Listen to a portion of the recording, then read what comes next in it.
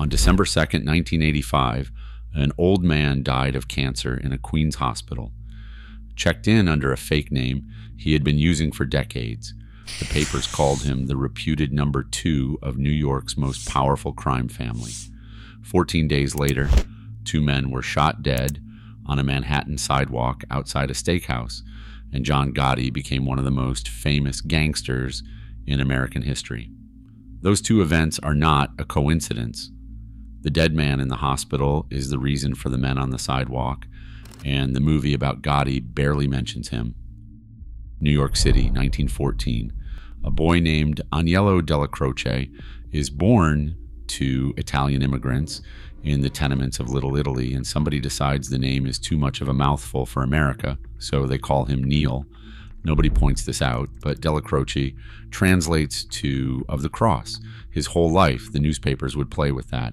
A man named for the cross who, by the account of the federal agents watching him, liked to look a victim in the face at the moment of death, like some kind of dark angel. That's not my line. That's a Time magazine profile quoting a Fed who'd spent years trying to put him away. He started as a butcher's assistant, which is a detail I'd normally skip, except that it fits him a little too well. When honest work got thin, he found the other trade, and he found the best teacher in it. In the 1930s, he attached himself to the Mangano family, the outfit that would eventually become the Gambinos, and he came up under Albert Anastasia. If the name means nothing to you, Anastasia ran the contract killing operation the papers called Murder Incorporated. They called him the Lord High Executioner. Dellacroce was his apprentice, his button man, an enforcer, learning the trade from the man who'd turned it into an assembly line. You do not get a resume like that by being good with numbers. The reputation came fast, and it never left. Detectives who'd stared down half the underworld said there were only 2 men in the whole New York rackets whose eyes actually frightened them, and Neil Dellacroce was one of them. And the thing that makes him stranger than the movie villain he never got to be is that he spent enormous effort making sure you never saw him at all. He traveled the country disguised as a Catholic priest under the alias Father O'Neill, a little joke on his own first name, moving between cities to settle disputes and deliver edicts from the national board that ran the American mob. He used body doubles at public appearances. The most feared man in the room worked very hard to never actually be in the room. There's a kind of discipline in that most gangsters never had. Everybody else in that world wanted the spotlight. Neil spent his career making sure nobody could find him. When Albert Anastasia was shot to death in a hotel barbershop in 1957 and Carlo Gambino seized the family, plenty of Anastasia's loyal men went into the ground with the old regime. Dellacroce read the wind and lived. That's the tell. Loyalty in that world is a luxury nobody can really afford, and the men who last 30 years are the ones who feel the ground shifting under them a beat before it moves. Gambino noticed. In 1965, he pushed aside his aging underboss, a man named Joseph Biondo, and handed the number 2 seat to Neil. He would hold that seat for 20 years under 2 different bosses, which in that business is close to immortality. For those 20 years, Dellacroce was the traditional heart of the Gambino family. He ran the rackets the soldiers actually lived on, the hands-on money, extortion, hijacking, robbery, and loan sharking. And he ran it out of a squat little storefront at 247 Mulberry Street called the Ravenite Social Club, a place that sat in the middle of Little Italy like a bunker with a coffee pot. He kept an apartment across the street at 232 Mulberry for most of his life. The most powerful man in the neighborhood lived and worked on the same 50 feet of sidewalk for decades. He never needed a mansion. Everything he ran was within shouting distance of his own front door, and being close to the street was the entire point. It wasn't all quiet. In 1966, he got scooped up with a dozen other bosses at a restaurant meeting in Queens. Everybody charged with the crime of eating dinner together, a bail set at $100,000 a head. The government spent decades trying to pin a body on him and never could. The thing that finally put him away was paper. In 1973, they convicted him of tax evasion over some unreported stock, 5 years and a $15,000 fine, because you can beat a murder rap your whole life and still get caught not declaring your dividends. That's the joke of the whole era, honestly. The men who ordered killings for a living went down for accounting, but the tax rap was almost a footnote. The real blow to Aniello Dellacroce wasn't going to come from any courtroom. It was going to come from inside his own family. Then, in October 1976, Carlo Gambino died, and the whole thing you're watching lead to a sidewalk outside Sparks got wound up tight like a spring by seniority, by every tradition the family lived on. The crown should have gone to Dellacroce. Instead, Gambino handed it to his own brother-in-law, a quiet businessman named Paul Castellano, and Dellacroce was in a prison cell when the announcement came, which is a special kind of insult. The most feared man in the family passed over while he sat behind bars for a tax bill. A lot of men would have started a war over that. Dellacroce didn't. He came home, he accepted it, and Castellano kept him on as underboss. On paper, peace. Underneath, the family had just quietly split into two worlds that barely spoke the same language. Castellano was a corporate animal. He ran construction empires and white-collar schemes from a 17-room mansion on Staten Island, and he came down to the streets about as often as a landlord visits the boiler. Dellacroce kept the men who did the actual work, the soldiers and captains who found Big Paul soft and embarrassing and out of touch, two families inside one family, and the crack between them ran directly under a young captain out in Queens named John Gotti.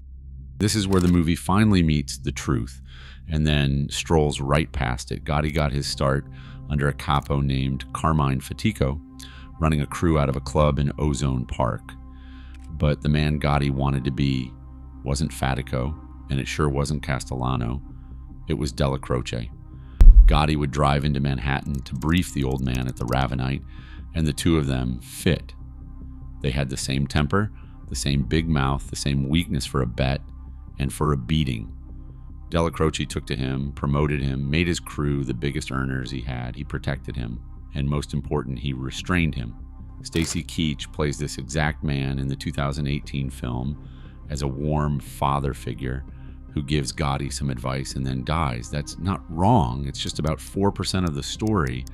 What gets me is that the film had all of this sitting right in front of it and still decided to make him a kindly old man in a chair, because the father figure version leaves out the bomb Dellacroce was sitting on, and he knew it was live. In late 1981, the FBI had wired the Long Island home of a Gotti crew member named Angelo Ruggiero, who happened to be Dellacroce's own nephew. Ruggiero could not keep his mouth shut. On tape, he talked heroin, which was the one thing Castellano had absolutely forbidden the family to touch, and he insulted Big Paul while he was at it. In that family, dealing drugs got you killed, and once Castellano learned those tapes existed, he wanted them because they were a clean, legal-sounding reason inside the family to wipe out Gotti's entire crew. Dellacroce refused to hand them over. His own boss demanded the tapes, and the underboss said no, again and again, and absorbed the danger himself. If you ask me, that flat refusal is the most genuinely loyal thing anybody in that whole family ever did, and it's exactly the kind of thing that keeps a man a footnote instead of a legend. The people who quietly protect other people don't get movies made about them. As long as Neil was breathing, the tapes stayed buried and Gotti's people stayed above ground. He was the buffer. He was, when you strip it all down, the only thing standing between John Gotti and a shallow grave in New Jersey. And here's the wrinkle that keeps this from being a clean story about a loyal old soldier. According to a Time magazine profile, the same Aniello Dellacroce, who refused to give up those tapes, had for nearly 20 years been quietly feeding information to the FBI It's a single source claim, and the old man never lived to answer it, so take it for exactly what it is.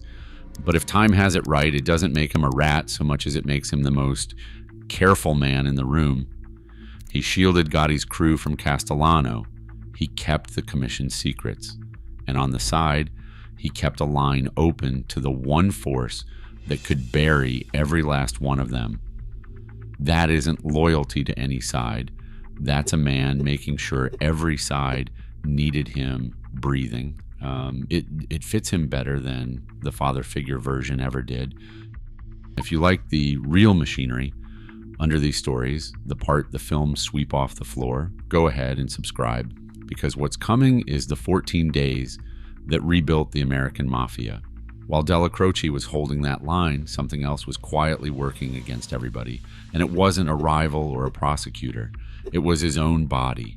He'd been sick a long time, and the family knew it, and so did the government, and both were counting. 1985 closed in on him from two directions at once. In February, prosecutors named him alongside the bosses of all 5 New York families in the case that became the Mafia Commission trial, the one that finally dragged the mob's ruling board into a federal courtroom for the first time. That board had quietly governed organized crime across the country since the 1930s, and nobody had ever managed to put it on trial, so catching Dellacroce in that net was supposed to be a career-making prize. In March, they hit him with a separate racketeering indictment, and this one named his own son Armand. And then on December 2nd, before either case could reach a verdict, Aniello Dellacroce died of cancer in that Queens hospital, 71 years old, checked in under the name Timothy O'Neill. The priest alias followed him all the way onto the death certificate. A man who spent half a century making sure nobody could ever find him died exactly the way he'd lived, hidden under somebody else's name. I'd say he earned the ending he got, and I mean that as close to a compliment as this story allows. He beat every murder they tried to hang on him. He beat the commission case by not living long enough to lose it. The only thing that ever actually caught Neil Dellacroce was his own lungs, and even that took its time. The second he was gone, the spring let go. Understand what died in that hospital room with him. The restraint died. The buffer over those drug tapes died. The one man John Gotti would never, ever move against, gone in a night. And Paul Castellano handed a moment that called for patience and grace. Did the single worst thing available to him. He skipped the wake. He cited his own legal troubles, said he wanted to keep a low profile, and stayed home on Staten Island while the traditional wing of the family buried a man they had revered for 50 years. To those men, that snub wasn't caution. It was a spit in the face you don't wipe off and forget. Most people who know the Sparks story have never heard that the wake came first, and Castellano didn't stop at the insult. He was already planning to break up Gotti's crew and hand the newly empty Underboss seat to one of his own men, a captain named Thomas Bellotti. So stand in Gotti's shoes for a second, not to feel for him, just to run the arithmetic he was running. The man who protected you is dead. The tapes that can bury you are about to surface. The boss skipped the funeral and is coming to dismantle your crew. And the only thing that stopped you for years, the old man's word, doesn't exist anymore. Gotti ran the numbers. 14 days after Dellacroce died on December 16, 1985, Paul Castellano and Thomas Bellotti pulled up outside Sparks' Steakhouse on East 46th Street, and shooters in matching white trench coats cut them both down on the sidewalk in the middle of Manhattan rush hour. There was no commission approval and no permission asked. Gotti simply took it, and I think the 14 days is the whole story right there. Not Gotti's nerve, not some grand criminal genius, just the calendar. The moment Dellacroce stopped breathing, a clock started, and it ran for exactly 2 weeks. 8 days later, on Christmas Eve, John Gotti walked into the Ravenite Social Club, the same storefront on Mulberry Street where Neil Dellacroce had held court for 2 decades, and the underlings lined up to give the new boss the royal treatment. Gotti didn't just take the family. He took the old man's own club and sat down in his exact seat. The kingdom Gotti stepped into wasn't really Castellano's at all. It was Dellacroce's. Gotti just moved into the house the dead man had built and hung his own name over the door. So go back to that movie one last time. It gives you John Gotti in the spotlight, the flashy Don with the hand-painted ties and the grin for the cameras. And behind him, for a scene or two, a kindly old advisor who dies quietly and clears the path. Get the order of operations wrong, and Gotti's rise looks like destiny, a natural-born king stepping into a crown that was always his. Get it right, and it looks like exactly what it was, a chain reaction that needed one specific man to die first. Dellacroce was that family's real spine for 20 years. He was the commission's enforcer. He ran the fighting half of the outfit, while Castellano counted construction money. He was the brake, and the day the brake failed, the whole machine went straight through the front of a steakhouse. I'd argue he was the actual boss of that family the entire time, title or no title, and the proof is simple. Nothing in that family moved until Neil moved first. There's one more piece the film has no room for, and it's the one that stays with me. Remember Armand, the son indicted right next to his father in that last racketeering case? 2.5 years after Neil died, in April 1988, Armand Dellacroce died too, holed up as a fugitive in the Pocono Mountains of Pennsylvania, running from the same machine that had finally aged his father out of the game. The disappearing act ran in the blood. The old man had taught everyone around him how to survive by never being seen, and it worked right up until it didn't, for the father and the son both. Which brings it back to that hospital bed in Queens and the false name on the chart. For 50 years, Aniello Dellacroce built the most feared reputation in New York out of a coffee shop on Mulberry Street. He ran the streets of the most powerful crime family in the country. He made the man who would become the most famous gangster of his generation, and he did every bit of it while making absolutely certain you never got a clean look at his face. He died the way he wanted to, in the dark, under a borrowed name 2 weeks before the thing he'd spent his life holding together tore itself apart on a sidewalk. Gotti got the magazine covers and the nickname and the Hollywood picture. Neil got Timothy O'Neill on a hospital form, and the honest answer to which one of them really ran that family is the one nobody ever bothered to make a movie about. That's the trouble with the power behind the throne. I've got another wise guy story like this one lined up for next time, so subscribe if you want the version the movies keep leaving out.